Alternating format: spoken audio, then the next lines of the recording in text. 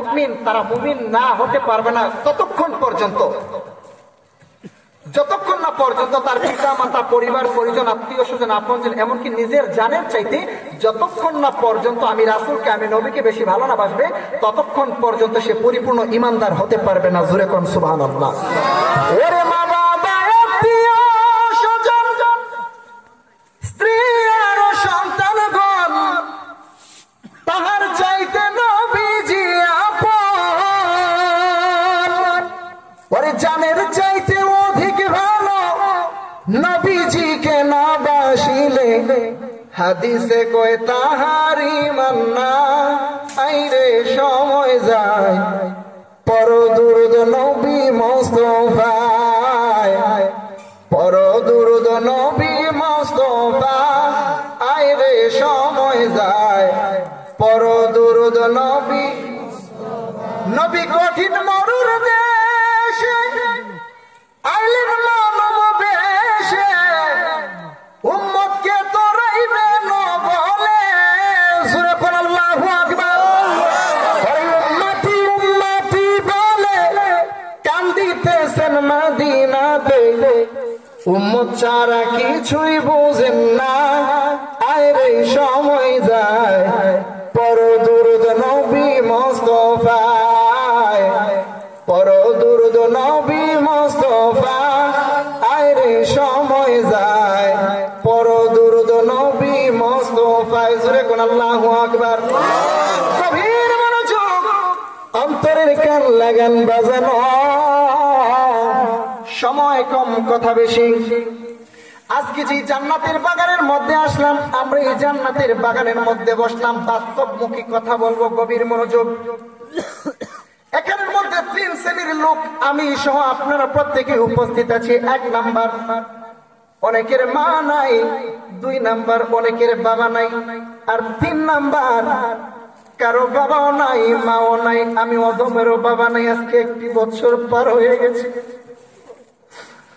বাবা আমাদের কাছ থেকে বিদায় নিয়ে অন্ধকার কবরে, বাজান রে, অন্ধকার কবরের কথা যদি মনে হতো, সাহাবায়ে নবীজিকে ডাক দিয়ে বলতেছেন, ইয়া রাসূলুল্লাহ, নবী গো, আপনাকে দুনিয়ার কথা বললে, হাসর মিজান ফুলসিরাতের কথা বললে আপনি কান্না করেন না নবী গো, কিন্তু কবরের কথা বললে কেন আপনি কান্না করতে করতে বেহুশ হয়ে যায়? নবী আমার ডেকে বলে, সাহাবী, কেন জানোনি কবরের কথা মনে হলে আমার কান্না আসে জানো না? যদি বেঈমান হয়ে আমার কোন উম্মত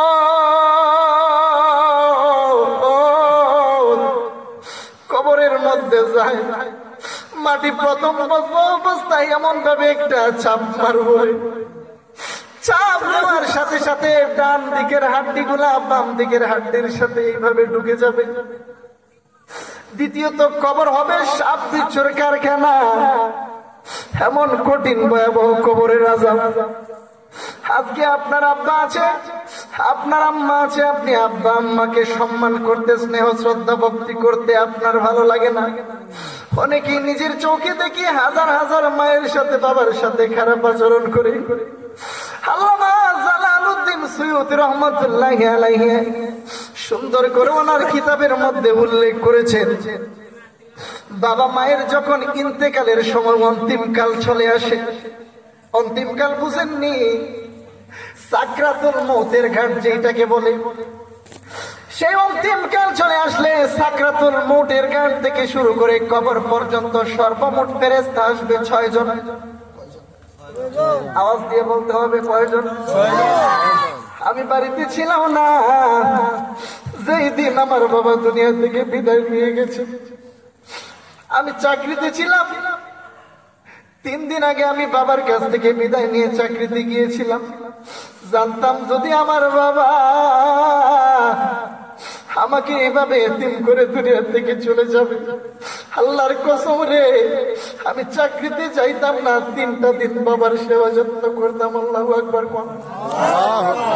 আজকে বাবা দুনিয়ায় নাই, কারো মা দুনিয়ার জমিনে নাই, কারো বাবা মা দুজনই দুনিয়ায় নাই। যারা বাবা হারাইছে, মা হারাইছে, তারা বুঝে বাবা মা হারানোর ব্যথা কত। আমি যেদিকে যাই আমার মায়ের মতো অন্য কিছু দেখি না, মায়ের মতো না। কথা কোন ঠিক কিনা? মায়ের মতো পৃথিবীর কেউ হবে? দুনিয়ার যে কোনো জায়গায় যত ধরনের কষ্ট পান, দুঃখ পান, কিন্তু মায়ের কাছে গেলে দুঃখ কষ্টের কথা বললেই শান্তি লাগে, ঠিক কিনা? বাবা যদি একবার, দুইবার, তিনবার রাগ করে চতুর্থবার বাবা কুলে টেনে নেয়। গভীর মনোযোগের সঙ্গে বোনের বাবারা,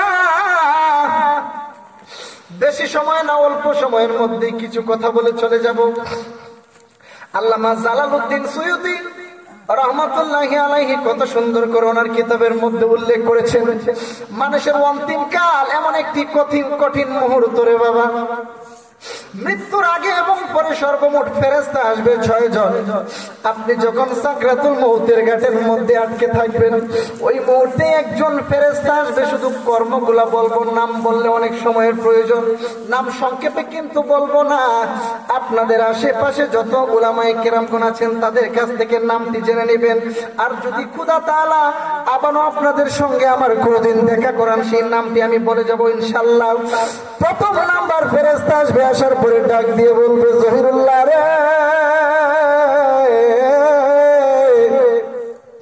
তোর জন্য আমি আল্লাহর 7 আসমান 7 জমিন গোটা সৃষ্টি জগৎ ঘুরলাম, কিন্তু তোর জন্য একটু রিজিকের ব্যবস্থা করতে পারলাম না।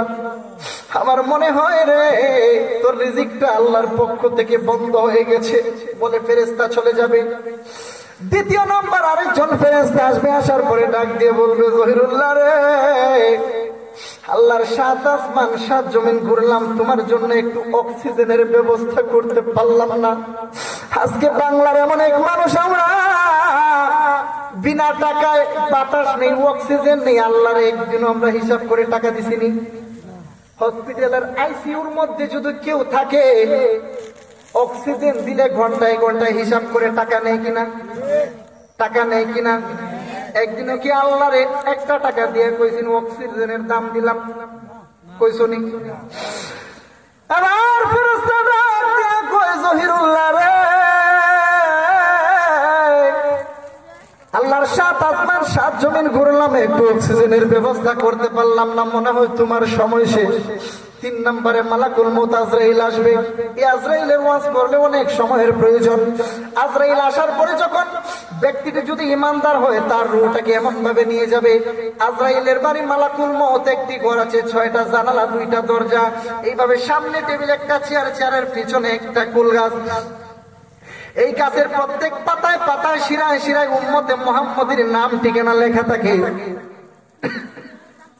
নাম ঠিকানা লেখা থাকে। যখন মালাকুল মউত আজরাইলের সামনে যখন এই নামের পাতাটা পড়ে, যদি বান্দার নামটা দেখার পরে দেখে সেটি ইমানদার, 3 দিন 3 রাত্র সময় লাগে জমিনের মধ্যে এসে তার রূহটা নিতে। আল্লাহু আকবার কোন। আর যদি দেখে সে বদকার, বেঈমান, বাম হাত দিয়ে তার এই পাতাটাকে একটা থাপ্পড় মেরে হাতের মধ্যে নিয়ে টান দিয়ে ছিঁড়ে ফেলে, দেখার পরে এমন ভাবে রূহটা নিয়ে যায়, যত বকরির মাথা থেকে পা থেকে মাথা পর্যন্ত যেভাবে চামড়া চুলাইলে কষ্ট হয়, তার থেকে 70 গুণ বেশি উম্মতে মুহাম্মদের রূহ নিয়ে গেলে ওইভাবে কষ্ট হয়। এত পরিমাণে কষ্ট। এবার যখন ইমানদার ব্যক্তির রূহ নেওয়ার জন্য মালাকুল মউত আজরাইল আসে, আসার পরে যখন হাত বাড়ায়, আমার আল্লাহ ডাক দিয়ে কয়, আজরাইল, আমার বান্দা তো ইমানদার, তুমি হাত লাগায় তার রূহটাকে নিতে পারবে না। আজরাইল কয়, নিব কেমনে? আমার আল্লাহ কয়, আজরাইল রে, তুমি কি করো? তোমার ডান হাতের মধ্যে লা ইলাহা ইল্লাল্লাহ, গভীর মনোযোগ, লা ইলাহা ইল্লাল্লাহ 12টি অক্ষর, মুহাম্মদুর রাসূলুল্লাহ 12টি অক্ষর, 12 দুগুণে কত? 24। আওয়াজ দিয়ে বলুন 24টি অক্ষর হাতের মধ্যে অঙ্কন করো। হাতের মধ্যে অঙ্কন করলেন, করার পরে বলতেছে, আল্লাহ এই অঙ্কনটাকে আমি এবার কি করব? আমার আল্লাহ দেখে বলে, আজরাইল রে, এই অঙ্কন অঙ্কনটাকে সুন্দর করে তুমি আমার ইমানদার বান্দার চোখের সামনে এইভাবে ধরে রাখো। বান্দা যখন ইমানদার হয় তখন তোমরা কি করবা? 10 জন 5 জন 20 জন মিলিয়া সুন্দর করে ওযু বানাইয়া তার চতুর্পাশে গুণ হয়ে সকলে পড়বা লা ইলাহা ইল্লাল্লাহ, লা ইলাহা ইল্লাল্লাহ, লা ইলাহা ইল্লাল্লাহ, লা ইলাহা ইল্লাল্লাহ, লা ইলাহা ইল্লাল্লাহ মুহাম্মাদুর রাসূলুল্লাহ সাল্লাল্লাহু আলাইহি ওয়াসাল্লাম। এবার যখন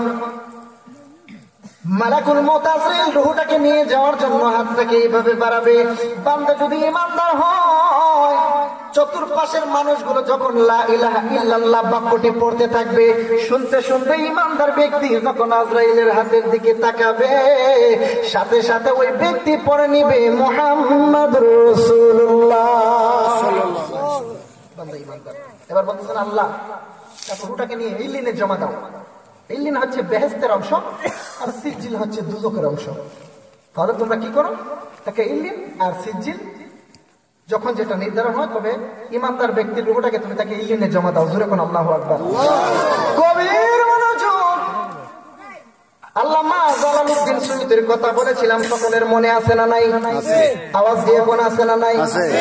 জালালউদ্দিন সুয়ুতি রহমাতুল্লাহি আলাইহি ওনার কিতাবের মধ্যে সুন্দর করে লিখেছেন, মানুষের যখন অন্তিম কাল আসে রে, আসার পরে যখন বাবা মা ইন্তেকাল করে, মাও তো বাবা ইন্তেকাল করলো, করার পরে মা যখন মারা যায় রূহটা আজরাইল নিয়ে যায়, সন্তানেরা যখন দৌড়াদৌড়ি করিয়া বড়ই পাতার গরম জল করবে, করার পরে যখন মায়ের রূহটাকে মায়ের দেহটাকে সুন্দর করে পবিত্র করবে, গোসল করাবে, সাদা কাফন লাগাইব, লাগানোর পরে কি করবে? তাকে জানাজা পড়ার জন্য ঈদগাহ ময়দানে নিয়ে যাবে কিনা? ঈদগাহ নেবে না? আপনাদের এদিকে ঈদগাহ নাই? ঈদগাহ অথবা বড় মাঠের মধ্যে নিয়ে যাবে। নিয়ে যাওয়ার পর যাওয়ার আগে ওই মায়ের রূহটা ডেকে বলে, সন্তান রে, আমি মা 10 মাস 10 দিন ধরে গর্ভের মধ্যে লালন পালন করলাম, নিজে না খাইয়া তুমি সন্তানরে খাওয়াইলাম, আমি মায়ের কলিজার মধ্যে 4,500 লাথি মারছো, 40 মনের উপরে, মনোযোগ দেবেন, 40 মনের উপরে মায়ের স্তন থেকে দুগ্ধ পান করছো, একটু সময় কি নাই? দেখ তাকে, আমি তো শেষ বিদায়ের বেলা চলে যাব দুনিয়া ছেড়ে, আমাকে একটু সময় এই বাড়ির মধ্যে থাকার সুযোগ দে, আমার ছেলে মেয়ে আত্মীয় স্বজন সবাইকে দেখে নেই। তাদের ভাষা আমরা বুঝিনি না, শুনিও না, বুঝিও না, কিন্তু তাদের ভাষাও শুনেন, বুঝেন। একজন জবানটা খুলে বলুন তিনি কে? আল্লাহ। জোরে কর আল্লাহ। মা কেঁদে কেঁদে বলে, সন্তান রে, আমি 10 মাস 10 দিন ধরে গর্ভের মধ্যে লালন পালন করলাম, প্রসব ব্যথা উঠলে পরে রে হাও মাই কইরা কান্না করছি, আমি গ্রামের মানুষ দেখেছে শুনেছে, পার্শ্ববর্তী মহিলারা মা বোনেরা শুনেছে দেখেছে আমার কত কষ্ট হয়েছে, সন্তান রে, আজকে একটু সময়ের জন্য আমি মাকে বাড়ির থাকার সুযোগ করে দে। 10 মাস 10 দিন মায়ের গর্বে দিলাম ঠাই, রক্ত মাংস খাইয়া আমার ভবে আইলাম ভাই, ভূমিষ্ঠ হইয়া আমি উঠিলাম কান্দিয়া, শান্ত করিল মায়ের বুকের দুগ্ধ দিয়া। ঠিক কিনা কর? পরে অসুখ হইলে দেখি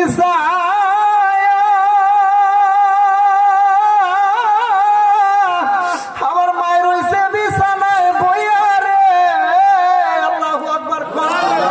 বলে আমায় আল্লাহ যাও লইয়া সন্তানের নিও না, দুঃখের দরদি আমার জনম দুঃখী মা, গর্ভধারিণী মা, জনম দুঃখিনী মা, দুঃখের দরদি আমার জনম দুঃখী মা। জোরে কোন আল্লাহু আকবার। মা এইভাবে হাহাজারি করে, এইভাবে হাহাকার করতে থাকে। বাবা একটা ডাক দিও, কই পুত্রে পুত, আমি রোদে ভিজিয়া, বৃষ্টির মধ্যে ভিজিয়া, রোদের মধ্যে পড়িয়া আমি জঙ্গল থেকে বিভিন্ন জায়গা থেকে কাজকর্ম করে তোদের জন্য আহার জোগাড় করলাম। আমি বাবা তোর জন্য বাড়ি সাজাইলাম, গাড়ি বানাইলাম, সম্পত্তি বানাইলাম। একটু সময় তুই আমার সুযোগ দে, এই বাড়ির সবকিছু দেখার সুযোগ করে দে।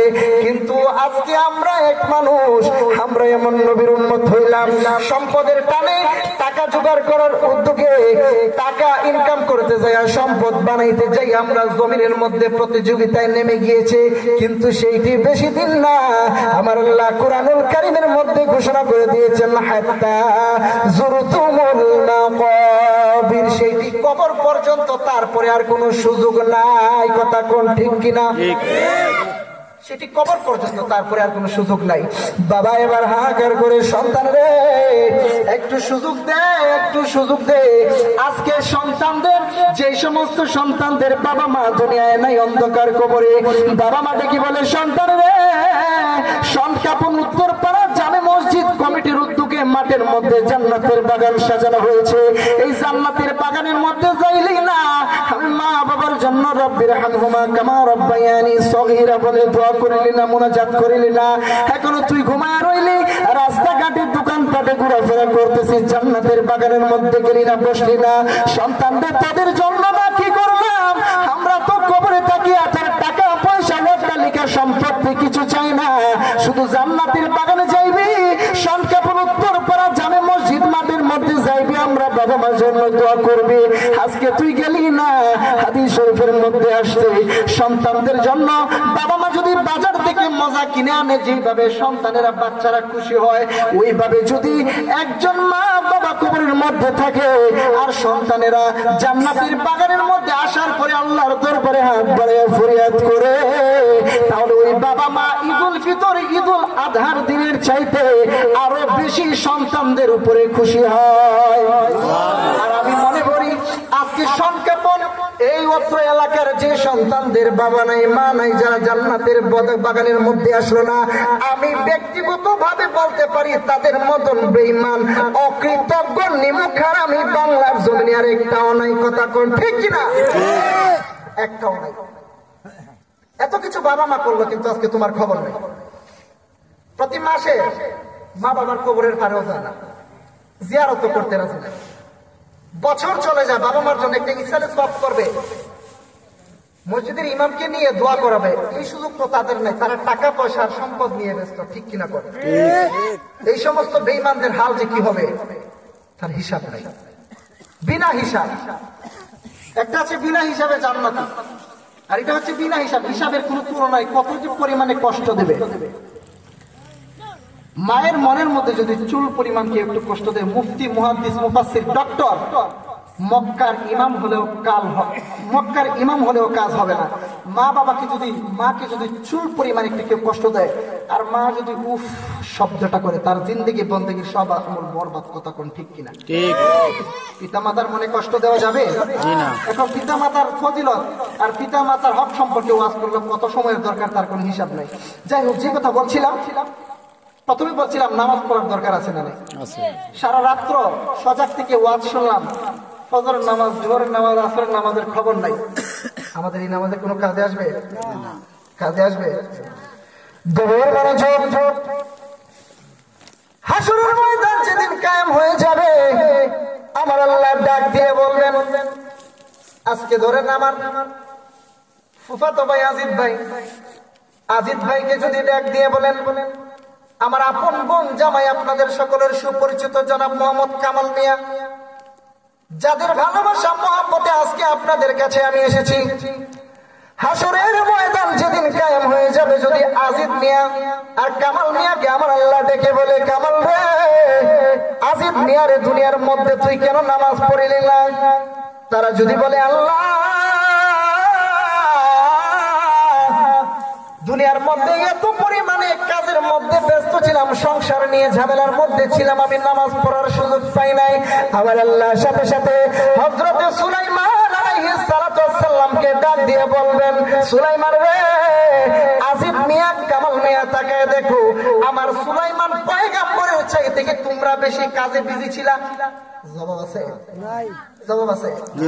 এবার যদি বলে আল্লাহ প্রচুর পরিমাণে অসুস্থ রোগী ছিলাম, নামাজ পড়তে পারি নাই, আবার আল্লাহ হযরত আইয়ুব আলাইহিস সালাতু ওয়াস সালামকে ডেকে বলবেন আইয়ুব রে এদিকে আসো, আসার পরে বলবে আজিজ মিয়া কামাল মিয়া তাকায়া দেখো তোমরা কি আমার আইয়ুব নবীর চাইতে বেশি অসুস্থ ছিলা? জবাব আছে? মা বোনদেরকে বলে যাই মা গো মা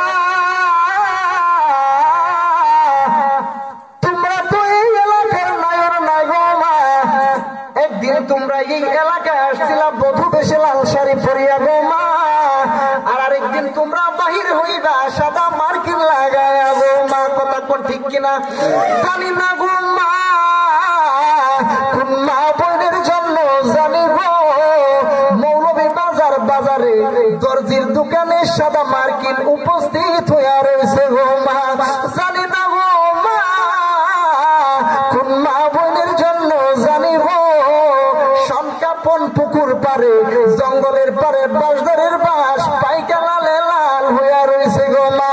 জানি না গো মা, কোন মা বোনের জন্য জানি গো কবরের 3.5 হাত মাটি লাফালাফি করে গো মা।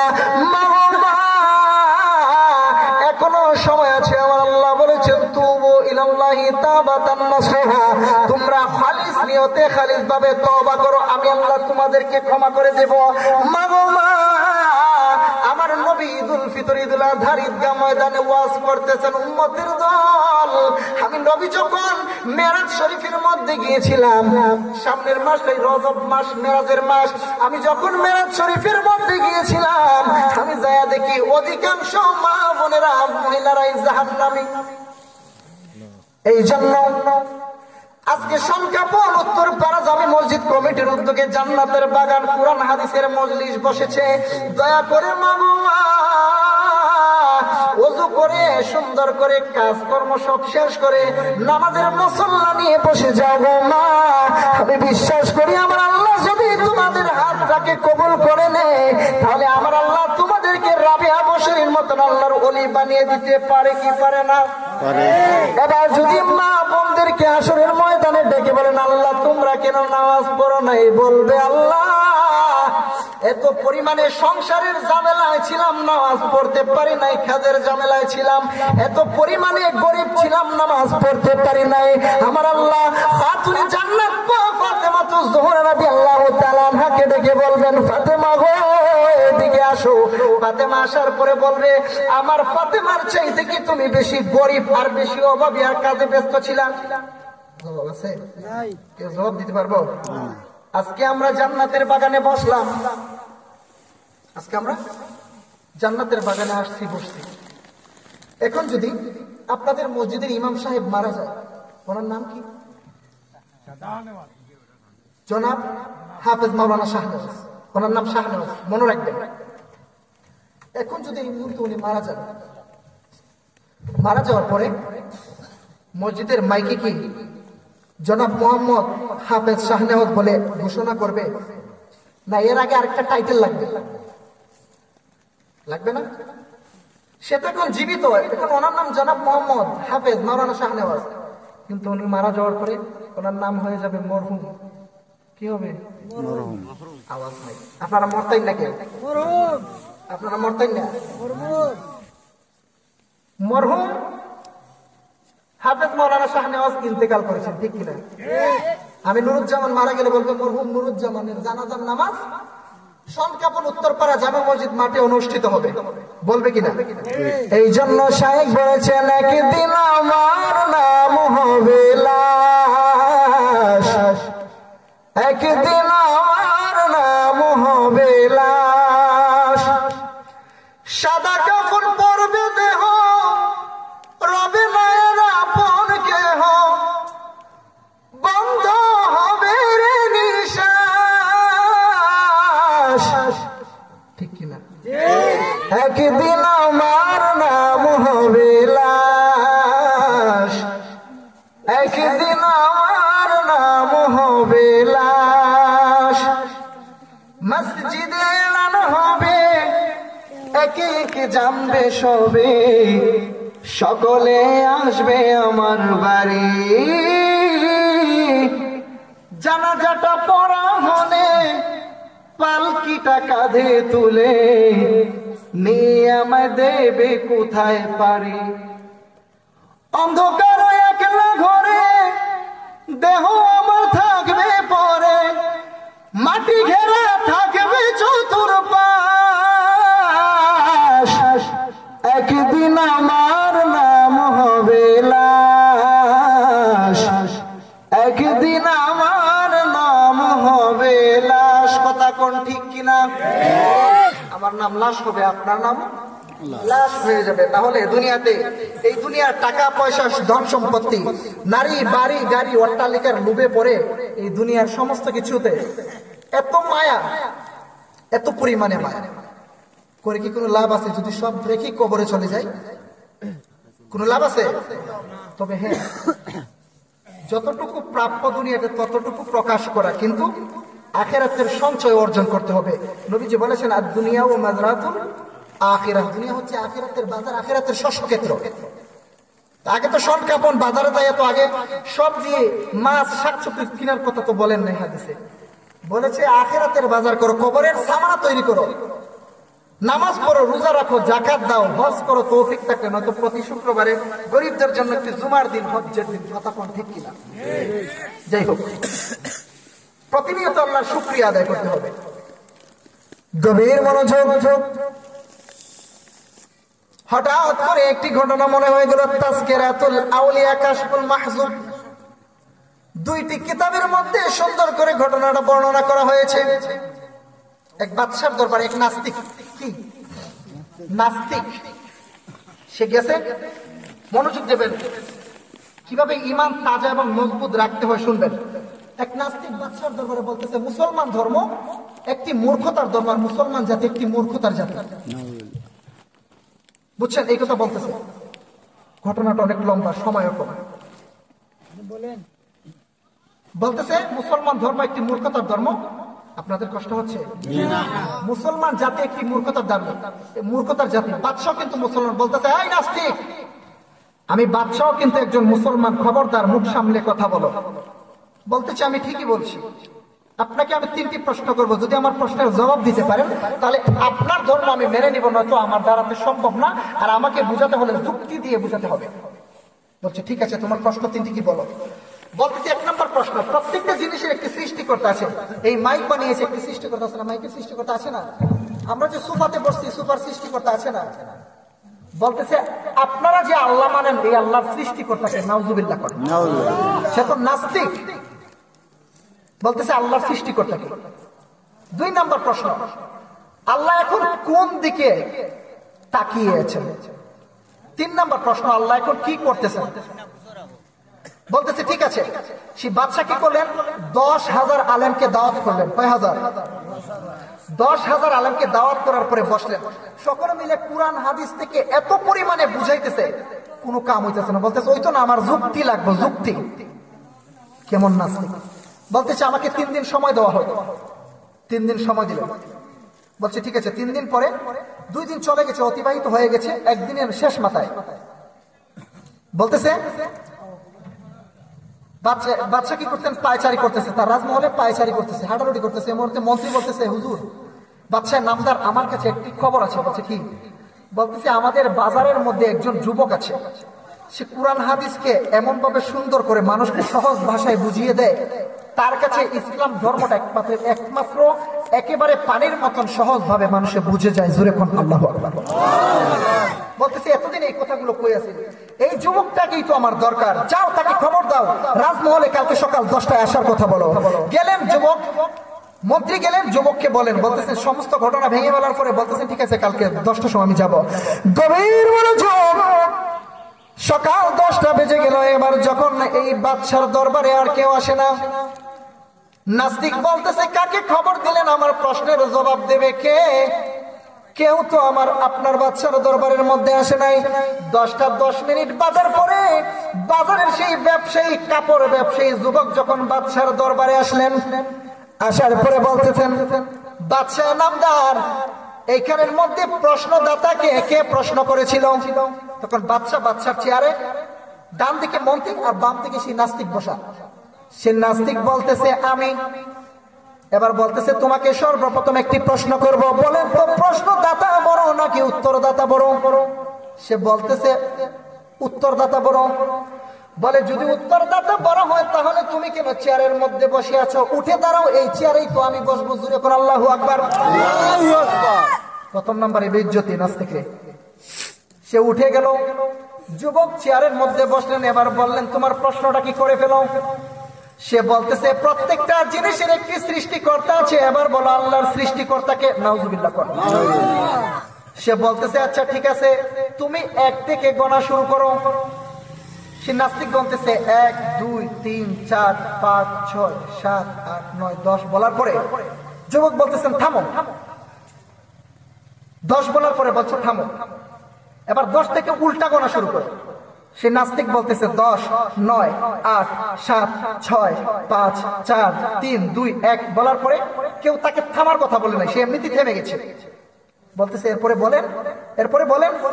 বলতেছে একের পরে আর থাকলে তো আমি কমু, একের পরে থাকলে তো আর কমু। আল্লাহু আকবার কোন।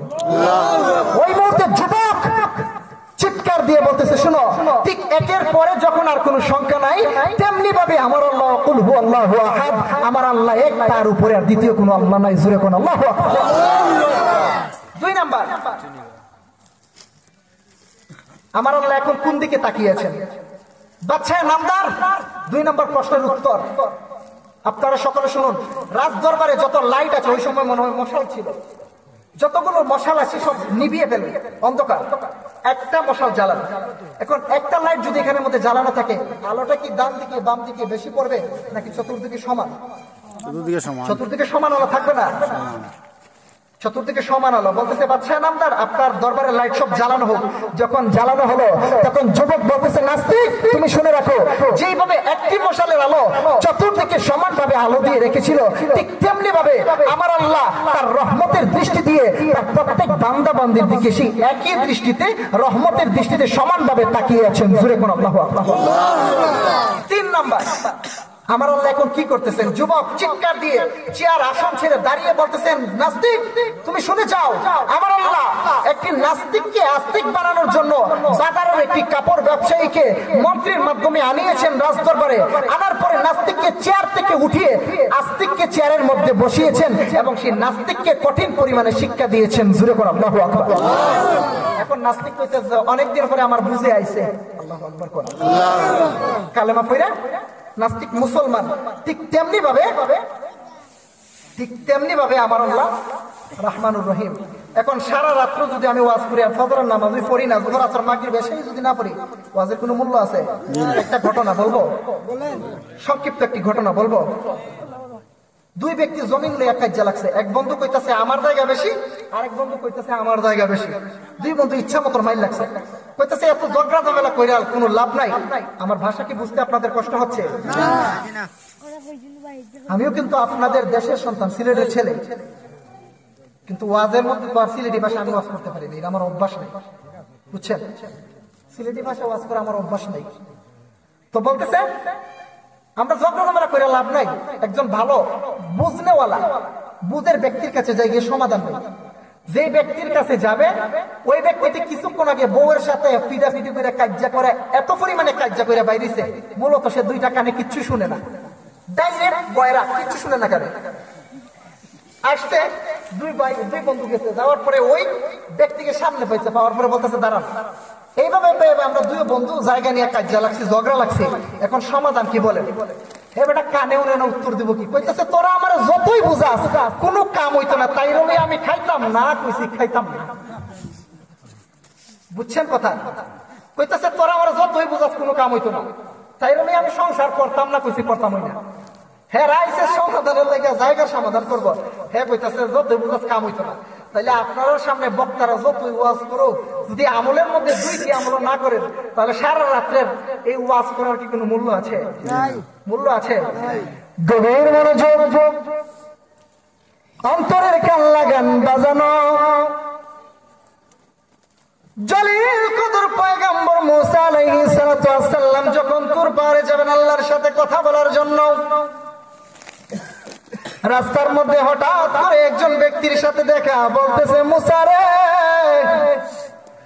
আল্লাহ আমার এত পরিমাণে ধন সম্পত্তি দিছে, এই ধন সম্পত্তি আমি কি করে কমাবো? আমাকে কোন সিস্টেম বলে যাও, নয় তো আল্লাহর জিগাই বানি আমার এই সম্পত্তিকে কিভাবে কমানো যায়।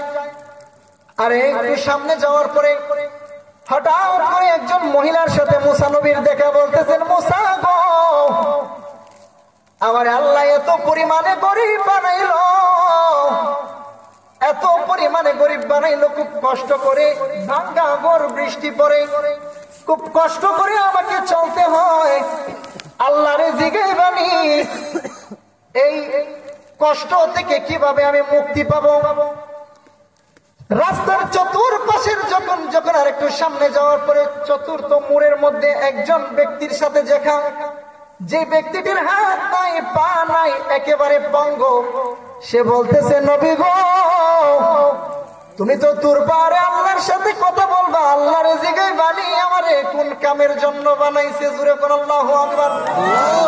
মুসা আলাইহিস সালাম যখন তোর পারে গেলেন আল্লাহর সাথে কথা বলার জন্য, সর্বপ্রথম মুসা বলতেছেন আল্লাহ, আসার পথে একজন ব্যক্তি আমাকে বলতেছে তার ধন সম্পদ প্রচুর পরিমাণে, কিভাবে কমবে কোন সিস্টেম আছে নি? আমার আল্লাহ বলতেছেন মুসা রে, তারে যাওয়ার পথে তুমি বলে দিবা, সে যদি যাকাত দেওয়া বন্ধ করে দেয়, আমি আল্লাহর শুকরিয়া আদায় করা বন্ধ করে দেই, তাহলে এমনিতেই তার সম্পদ কমে যাবে। এবার মুসা বলতেছেন আল্লাহ, আরেকজন মহিলা বলতেছে তার এইভাবে সমস্যা, কি করব? আবার আল্লাহ বললেন মুসা, যাওয়ার পথে সেই মহিলারে বলবা, তোমারে আল্লাহ যা দিয়েছেন তাই নেই, তুমি শুকরিয়া আদায় করো। এবার মুসা বলতেছেন আল্লাহ, এবার রাস্তার তিন চতুর্মোড়ের মধ্যে একজন ব্যক্তি যার হাত নাই, পা নাই, সেই ব্যক্তি আরজি রেখেছে, আপনি তারে কোন কামের জন্য বানাইছেন? আমার আল্লাহ বলতেছেন মুসা রে, এই ল্যাংড়া বেটা হাত নাই, পা নাই, তারও কোনো না কোনো কামের জন্য বানাইছি। তবে শুনে নাও, তারে যাওয়ার পথে বলে যাইবা, আমি আল্লাহ জাহান্নামের বড় বড় ছিদ্রগুলা বন্ধ করার জন্য তারে বানাইছি।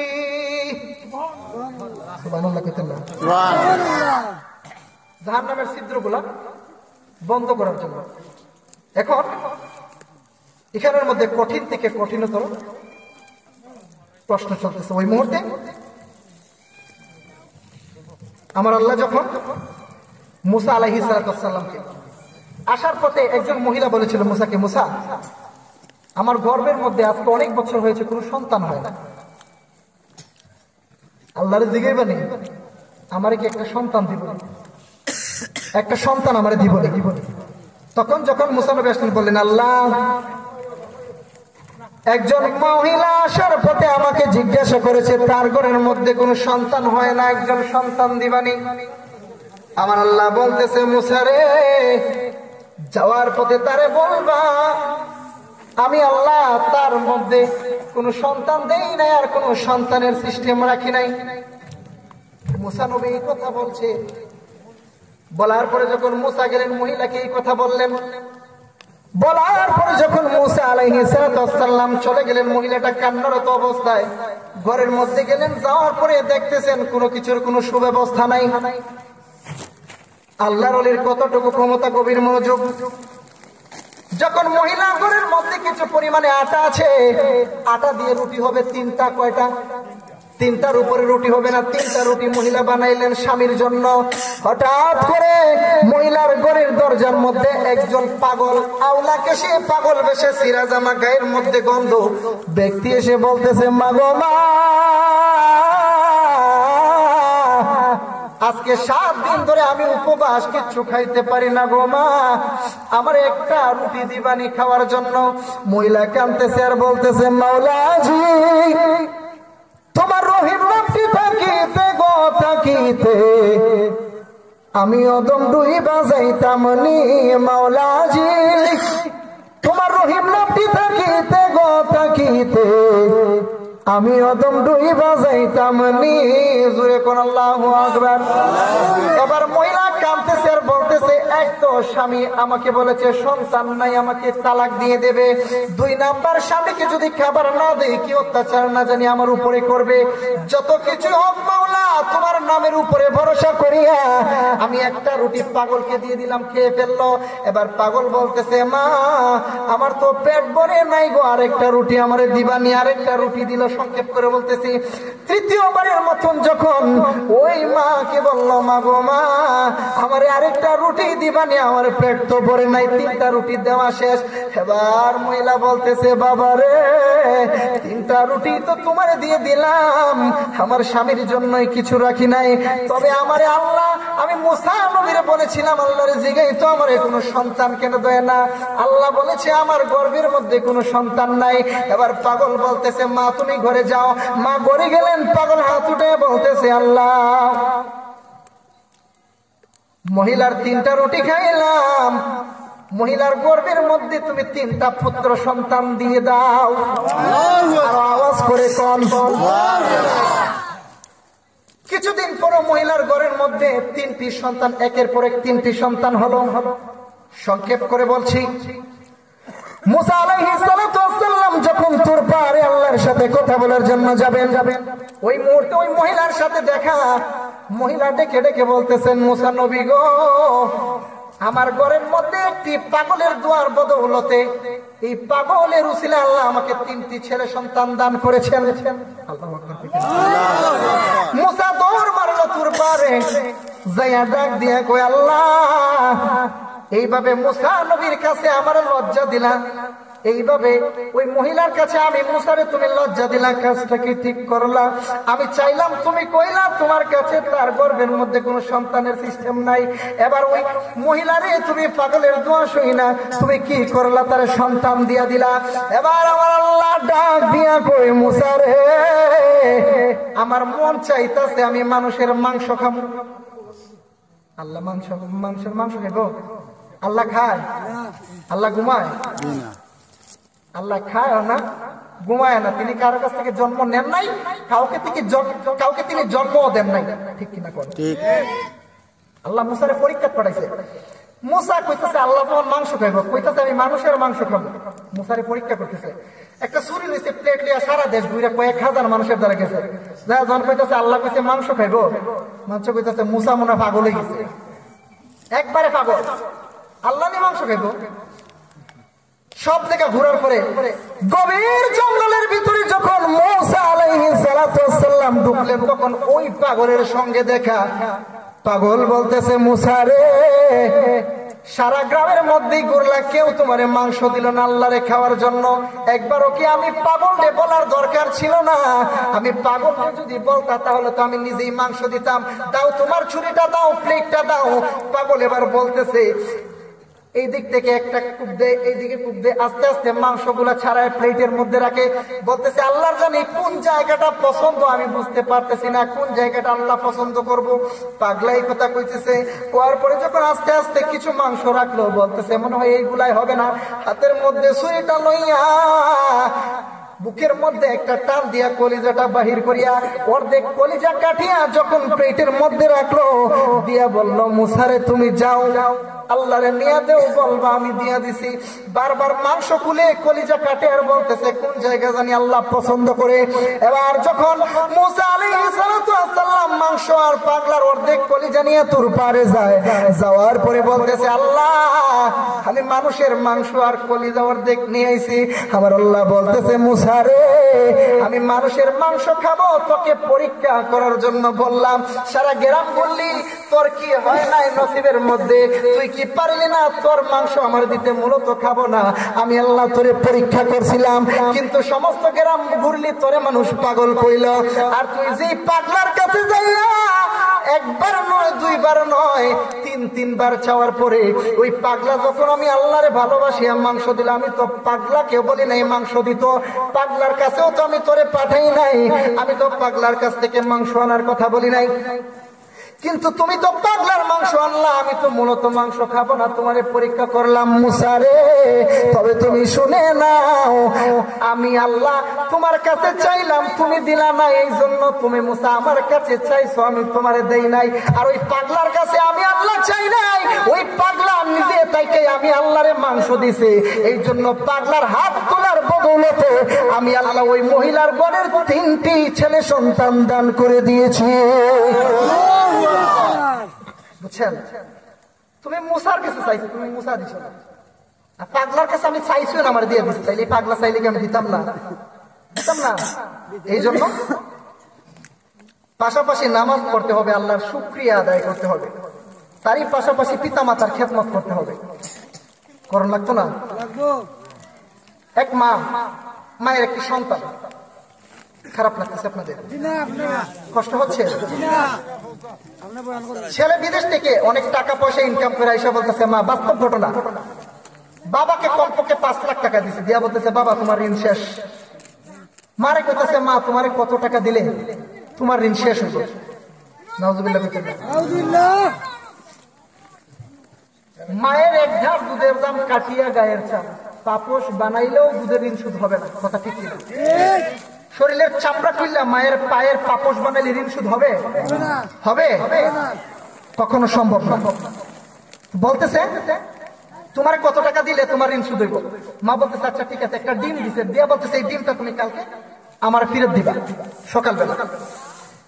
তখন ছেলে ঘুমায় রয়েছে, ঘুমানোর পরে মাঝরাত টাকায় থাকতে থাকতে ডিম লয়ে এলে, কোন সময় ঘুমাইছে, ঘুম থেকে ডিমের কাম শেষ, ডিম ভাঙ্গা একবারে পিঠের তলে শেষ। সকালবেলা মা, ডিম তো ভেঙে গেছে। বলে, সন্তান, সাধারণ একটি ডিম দিলাম, এইটাই তুমি আমার ফেরত দিতে পারলে না, আর তুমি আইসো আমি মায়ের দুধের ঋণ শোধ করবা। সন্তান, সারা জীবন তুমি বলতে পারবা, কিন্তু আমি মায়ের এক ফোঁটা দুধের ঋণ শোধ করতে পারবে না। জোরে কোন সুবহানাল্লাহ। এই জন্য মা বাবার খেদমত করতে হবে। গভীর মনোযোগ, অন্তরে কান লাগান। মা এমন এক সম্পদ, এমন এক মা, যেই মাকে তিল পরিমাণ চুল পরিমাণ কষ্ট দিলে জিন্দগি বন্দীগীর আমার শেষ। মা যদি উফ বলে, হাফেজ সাহেব আমার কাছে আছে, কোরআনে আছে না উফ কেউ বলে? আছে না? উফ, উফ শব্দটা আছে কিনা? মা যদি উফ বলে তাহলে তো সব শেষ। ছোট্ট একটি ঘটনা বলবো, ছোট্ট একটি ঘটনা। হযরতে জুরাইজ রহমতুল্লাহি আলাইহির একটি ঘটনা, যিনির মায়ের বদৌলতে মা দোয়া করেছিলেন, আল্লাহ, আমি একাধারে 3 দিন আমার জুরাইজকে ডাক দিয়েছি, সে আমার ডাকে সাড়া দেয় নাই, তুমি তাকে জেনাকারিনীর অন্তর্ভুক্ত না বানাইয়া কবর দেশে ডাক দিও। মা দোয়া করতে সাথে সাথে কবর, ঠিক সেই কাজ হয়েছে। গভীর মনোযোগ, বাস্তব ঘটনা। একজন বুজুর্গ ব্যক্তি, যিনি কলেজের ইংলিশ টিচার ছিলেন, সেই ইংলিশে ভিক্ষা চাইতেছে মানুষের কাছে। চাওয়ার পরে বলতেছে, বাবা আমাকে একটু ভিক্ষা দাও। সেই ব্যক্তিটি ডেকে বলে, বাবা আপনাকে তো দেখতে অনেক শিক্ষিত মনে হয়, আপনি ভিক্ষা করতেছেন তার কারণ কি? বলে, বাবা আমার কপাল, আমার 3টা সন্তান। কয়টি? আমার 3টি সন্তান আছে। 3টি সন্তানকে আমি জীবনের সমস্ত কিছু দিয়ে মানুষের মতন মানুষ বানাইলাম, মানুষের মতো মানুষ বানাইলাম।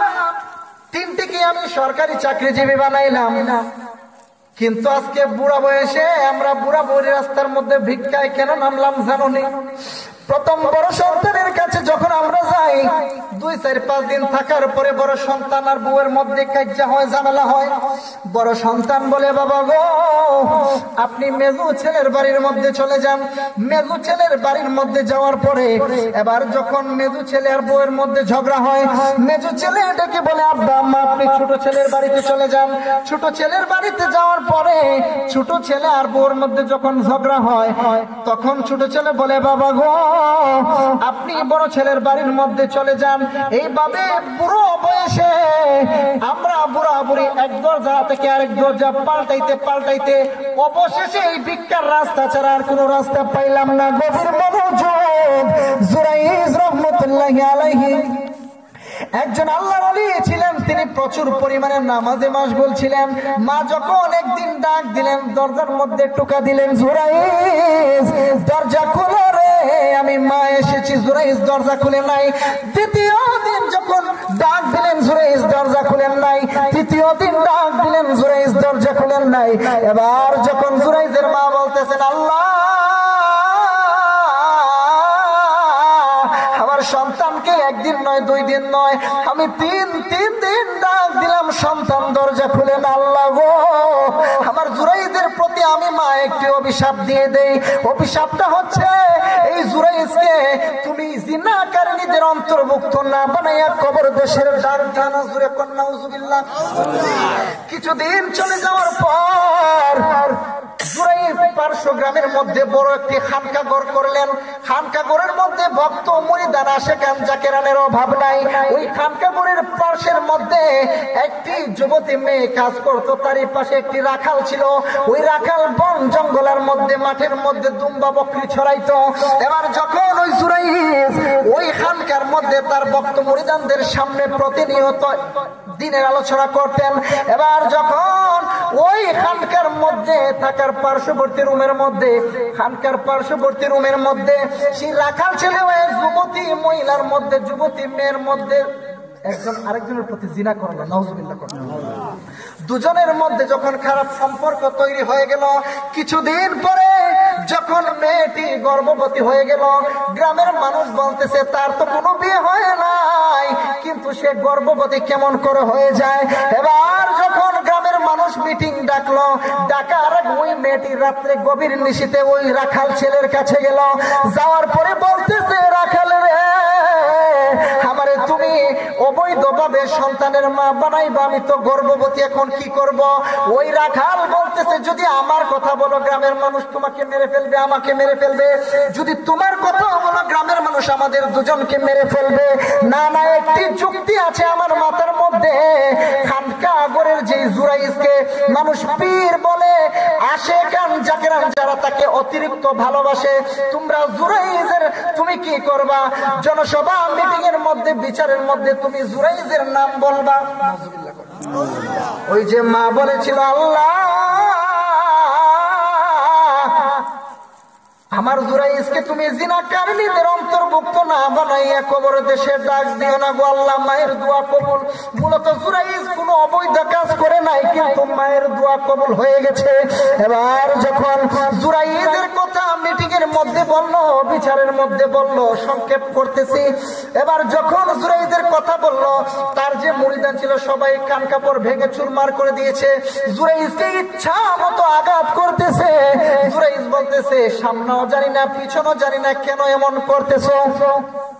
এবার সমস্ত মুরিদান বলতেছে, তুমি একটা ভণ্ড, তুমি এতদিন আমাদেরকে ফাও মিথ্যা কথা শোনাইছা, দিনের প্রচার করছো, তুমি একটি ভণ্ড। বলেছে, আমি কি করলাম? বলতেছো, তুমি এই যুবতী মেয়েকে অবৈধ কাজ করে তাকে গর্ভবতী বানিয়ে দিয়েছো।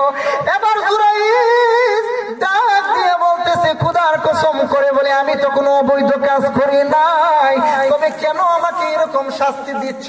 এবার বলতেছে, ওই মেয়েকে ডাক দাও। মেয়েকে ডাক দিলেন। ডাক দেওয়ার পরে বলতেছে, মেয়ের ঘরের মধ্যে যখন সন্তান প্রসব হবে, সন্তান প্রসব হওয়ার পরে এক গনে গনে 7 দিন নয়তো 15 দিন পরে আমরা সবাই দরবার মিটিং বিচার ডাকবো। এবার যখন 10-15 দিন হয়ে গেল, মেয়ের ঘরের মধ্যে সন্তান হয়ে গেল। এবার যখন জনসভার আয়োজন করা হলো, বড় বিচারের মিটিং ডাকা হলো জুরাইজ রহমাতুল্লাহি আলাইহি। এবার যখন মিটিং এর মধ্যে আসলেন, বাচ্চাটিকে মেয়ে কুলে নিয়ে বসে আছে। ওই মুহূর্তে জুরাইজ চক্ষু বন্ধ করে ডাক দিয়ে বলতেছে, আল্লাহ গো, আমি কি অন্যায় করেছি, অপরাধ করেছি, আমার বুঝে এসে গেছে, আর জানার বাকি নাই। মূলত এই কাজ আমি করি নাই, কিন্তু মায়ের অভিশাপ আমি জুরাইজের কপালে লেগে গেছে। আল্লাহ, তুমি আমাকে ক্ষমা করে দাও, আর আমার মায়ের কাছে আমি ক্ষমা চেয়ে নেব। তার আগে আমাকে তুমি শক্তি দাও, আমি যেন সত্যটা প্রকাশ করতে পারি। এবার যখন মেয়ের কুলের মধ্যে বাচ্চা, ওই মুহূর্তে জুরাইজ রহমাতুল্লাহি আলাইহি শাহাদাত আঙ্গুলটা এইভাবে দাঁড় করিয়া বাচ্চার নাভির মধ্যে যখন হাতটা রাখার পরে বললেন, বাচ্চারে, মূলত তোমার বাবাকে তুমি তুমি সকলের সামনে প্রকাশ করে দাও। আল্লাহর পক্ষ থেকে বাচ্চার জবান খুলে যায়, বাচ্চা একটা ডাক দিয়ে বলতেছে, এই এলাকার মানুষ শুনে নাও, জুরাইজ আমার বাবা না, জুরাইজ আমার বাবা না, মূলত ওই রাখালটাই আমার মায়ের সাথে অবৈধ সম্পর্ক করার পরে আমি জমিনে এসেছি, ওই রাখাল আমার বাবা। আল্লাহু আকবার কইতে না? তাইলে আল্লাহর ওলির ক্ষমতা আছে না নাই? এক আল্লাহর ওলি 3টা রুটি খাইছে, দোয়া করছে, 3টা ছেলে সন্তান হয়েছে। উসিলা কিন্তু আল্লাহ কুরআনে বলেছেন, ওয়াবতাগু ইলাইহি ওয়াসিলা, তোমরা ওয়াসিলা তালাশ করো। এক পাগলা 3টা রুটি খাইছে, 3টা ছেলে সন্তান। আর এই আল্লাহর ওলি জুরাইজ শাহাদাত আঙ্গুল উঠায় যখন বাচ্চাটির নাভির মধ্যে আঙ্গুল রাখলো, সাথে সাথে বাচ্চার জবান খুলে গেল। তাই এটা আল্লাহ প্রদত্ত খুদে এই ক্ষমতা না? আল্লাহ ক্ষমতা দিয়েছেন বলে সে ক্ষমতা পেয়েছে, ঠিক কিনা? সেই জন্য তার কথায় কথা জবানটা খুলে গেল, বাচ্চা সত্য প্রকাশ করে দিল। এবার তার মুরিদান আশিকান যারা ছিল বলতেছে, হুজুর আমরা অনেক বড় ভুল করে ফেলেছি, আমাদেরকে ক্ষমা করে দিন, আমরা আপনার খানকাঘর স্বর্ণ রূপা দিয়ে মুড়িয়ে সুন্দর করে বানিয়ে দেব। বলতেছে না, দরকার নাই, আগে যেমন ছিল তেমনি ভাবে তোমরা আমাকে বানিয়ে দিলেই হবে। সবাই বানিয়ে দিল খানকাঘর। জুরাইজ বলতেছে, তার আগে সর্বপ্রথম আমার কাজ হচ্ছে আমার মায়ের কাছে আমাকে নিয়ে চলো, মায়ের কাছে আমি ক্ষমা চাইব। আল্লাহু আকবার। তাইলে মা বাবার মনে কখনো কষ্ট দেওয়া যাবে? কখনো কষ্ট দেওয়া যাবে? গভীর মনোযোগ। আল্লাহর ওলির কতটুকু ক্ষমতা, আল্লাহর ওলি আমাদের গুনাহ মাফ করাইতে পারে কি পারে না? আল্লাহর ওলি আমাদের গুনাহ মাফ করাইতে পারে কিনা? তাফসিরে মাঝহারি 357 পৃষ্ঠা আল্লামা কাজী ইমাম সানাউল্লাহ পানিপতি রাহমাতুল্লাহি আলাইহি তিনি সুন্দর করে বর্ণনা করেছেন। গভীর মনোযোগ। আমরা প্রত্যেকেই হযরত ওয়াইস আল কারনির নাম শুনেছি কিনা? আমরা সবাই চিনি ওয়াইস কুরুনে পাগলা, সবাই চিনি না? নবীজির ইন্তেকালের 1 সপ্তাহ আগে আলী রাদিয়াল্লাহু তাআলা আনহুকে ডেকে ডেকে বলতেছেন, নবীজি, আলী রে, আমার ইন্তেকালের 1 সপ্তাহ পরে